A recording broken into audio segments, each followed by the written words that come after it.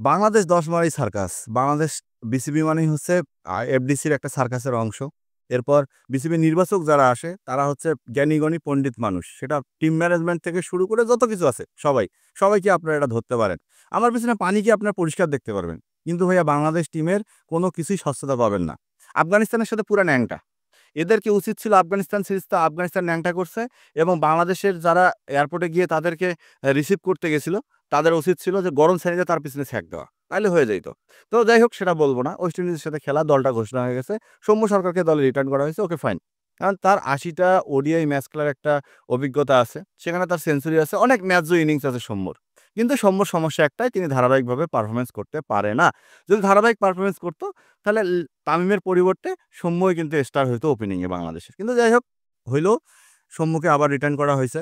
এখন আমার কথা হচ্ছে সৌম্যকে যখন বাদ দেওয়া হয়েছিল, তখন কি সৌম্য অফ ফর্মে ছিল? না, অফ ফর্মে ছিল না। সৌম্য কিন্তু ভালোই ফর্মে ছিল। কিন্তু আমাদের এখন যে নির্বাচক প্যানেল আসছে, লিপু ভাই, তিনি খুব ভুল ডিসিশন নিচ্ছে কিছু। কারণ একটা জিনিস চিন্তা করেন, নতুন একজন মুখকে ওডিআই টিমে নেওয়া হয়েছে, তিনি অঙ্কন, মাইদুল ইসলাম অঙ্কন। আমরা সবাই চিনি। ঘরোয়া ক্রিকেটে ছেলেটা খুব পরিচিত এবং বিপিএলও ছেলেটা খুব হার্ড হিটিং ব্যাটিং করছে এবং সেটাও কিন্তু আবার সালাউদ্দিন স্যারের প্রোডাক্ট। কুমিল্লা ভিক্টোরিয়ান্সেই খেলতো। তো সেই অঙ্কনকে যখন নেওয়া হইলো দলে, তিনি কি ওডিআইতে পারফরমেন্স করে বাংলাদেশ দলে আসলো? নাকি টি-টোয়েন্টিতে পারফরমেন্স করে বাংলাদেশ দলে আসলো? তিনি কিন্তু অবশ্যই টি-টোয়েন্টি পারফরমেন্স করেই বাংলাদেশ দলে আসলো এবং সেখানটায় এমন একটা অবস্থা তৈরি হইল, বাংলাদেশ দলের স্কোয়াডটা দেখে নির্ভরযোগ্য যে একজন ব্যাটসম্যান, ম্যাচ উইনিং যে ব্যাটসম্যান, আমি খুঁজে পাচ্ছি না। আগের ভিডিওতে বলছিলাম যে মেহেদী মিরাজের কপাল খারাপ। কারণ ক্রিকেট হচ্ছে স্টারের জায়গা। যদি কোনো অধিনায়ক এসে স্টার ক্রিকেটার পেয়ে যায়, তাহলে সে ভালো করবে। যেমন মাশরাফির দিকে তাকান, তামিমরা ছিল, তাদের দিকে তাকান। তাদের নির্ভরযোগ্য কিন্তু ব্যাটার ছিল, নির্ভরযোগ্য কিছু ক্রিকেটার ছিল যারা ম্যাচ উইনিং পারফরম্যান্স করছে। কিন্তু মেহেদী মিরাজকে যখন দায়িত্বটা দিলেন, তখন কে আছে স্টার? স্টারের তো এও নাই। যে তামিম আসলো, ইমনরা আসলো, এরা তো ভাইয়া ওই ১০ মাস পর একটা ম্যাচই ভালো খেলে, এরপর আর ভালো খেলতে পারে না। তাদের দ্বারা ধারাবাহিক পারফরম্যান্সটা আশা করা যায় না। ভারতের দিকে যদি তাকান বা শ্রীলঙ্কার দিকে যদি তাকান, পাকিস্তানের দিকে যখন তাকান, একটা প্লেয়ার রেডি হয়ে আসে। অস্ট্রেলিয়ার দিকে তাকাবেন, একটা প্লেয়ারকে রেডি করেই ন্যাশনাল টিমে নিয়ে আসা হয়। আর বাংলাদেশের হৃদয়রা এসে ন্যাশনাল টিমে সেট হওয়ার সময় চায়। এনামুল হক বিজয়রা সেট হওয়ার সময় চায় ন্যাশনাল টিমে এসে। তারা ঘরোয়া ক্রিকেটে কিছু শিখতে চায় না। তারা ঘরোয়া ক্রিকেটকে কিছু উপযুক্ত মনে করে না। ন্যাশনাল টিমে এসে তারা ভাবে যে আমরা আসলে সবকিছু শিখতে চাই, এখান থেকে সেট হইতে চাই, এখান থেকে নিজেকে প্রতিষ্ঠিত করতে চাই। সেটা কি এই যুগে এসে সম্ভব? শুভমান গিল, এরপর জাওসওয়াল, এরপর সঞ্জু স্যামসং, সূর্যকুমার যাদব, অভিষেক শর্মা, ওয়াশিংটন সুন্দর, রিঙ্কু সিং, এই যে ক্রিকেটারগুলো আমি নাম বললাম, এই ক্রিকেটারগুলা কি এমনিই জায়গা পাইছে দলে? কারণ তারা যখন দলে জায়গা পাইছে তখন রোহিত, বিরাটের মতো নামি দামি ক্রিকেটার ইন্ডিয়ায় খেলে। অথচ তাদেরকে নেওয়া হয়েছে কেন?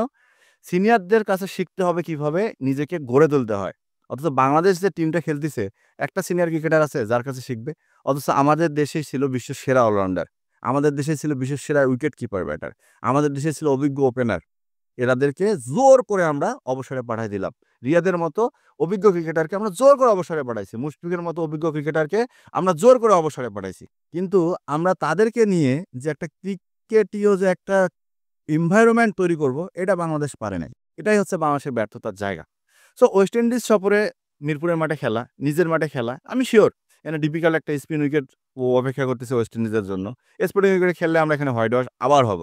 কারণ বাংলাদেশ দল এই মুহূর্তে যে সংকটটাতে ভুগছে সেটা হচ্ছে ব্যাটসম্যান সংকটে। বাংলাদেশ দলের ব্যাটিং দেখে মনে হয় সেই আশরাফুলের যুগে ফিরে গেছি। আশরাফুল আউট তো বাংলাদেশ অল আউট। এই যুগে ফিরে গেছি। আকরাম খানদের যুগে ফিরে গেছি যে বাংলাদেশ দলের ব্যাটাররা আসলে দাঁড়াইতে পারতেছে না। বাংলাদেশ দলের ব্যাটাররা আসলে কোনোভাবে নিজেদেরকে মানায় নিতে পারতেছে না। তো এভাবে যদি বাংলাদেশ ক্রিকেট চলতে থাকে, তাহলে ওয়েস্ট ইন্ডিজের সাথে আজকের ওয়ানডে মানে ওয়েস্ট ইন্ডিজের সাথে যে ওয়ানডেটা হচ্ছে, ওয়ানডে সিরিজটা হচ্ছে, এখানে আমরা কি আশা করতে পারি? নির্ঘাত হার, পরাজয়। তারপরেও মিরপুরের মাঠে যেহেতু খেলা, মুস্তাফিজুর রহমানের দিকে তাকায় থাকবো। স্পিনার দিকে তাকায় থাকবো। কিন্তু কোনো ব্যাটারের কাছে আপনি ভরসা করে তাকায় থাকতে পারবেন না যে ওপেনিং থেকে শেষ পর্যন্ত খেলে বাংলাদেশ দলে কোনো একটা ব্যাটার ম্যাচ জিতাবে অথবা প্রথম ১০-৫ ওভার খেলে বাংলাদেশ দলের ক্রিকেটাররা ম্যাচ জিতাবে। এখন দেখার বিষয় যে স্কোয়াডটা দেওয়া হয়েছে, এই স্কোয়াডের ক্রিকেটাররা নিজেদেরকে প্রমাণ করতে পারে কিনা। সেই সাথে চোখ থাকবে সৌম্য সরকারের উপর।